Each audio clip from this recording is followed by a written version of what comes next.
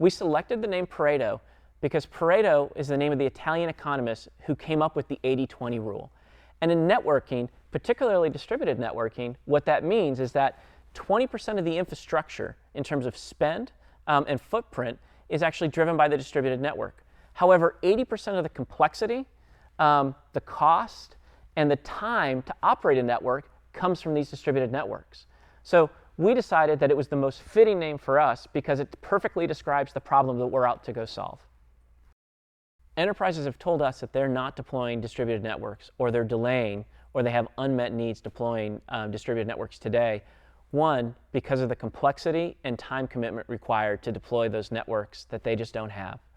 Two, is the lack of visibility and control as to what's happening on those networks and how to actually be able to rein that in and meet things like compliance requirements.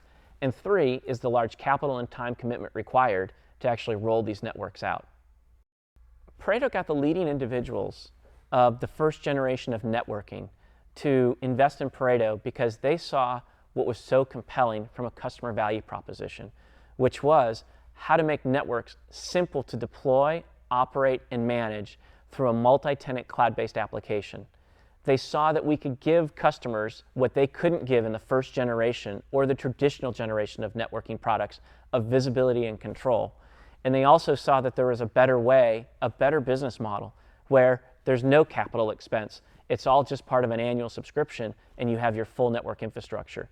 And as a result, we were able to get some of the leaders and inventors of technologies like Ethernet switching, Wi-Fi, network security, and that's how we were able to get some of the most prominent backers.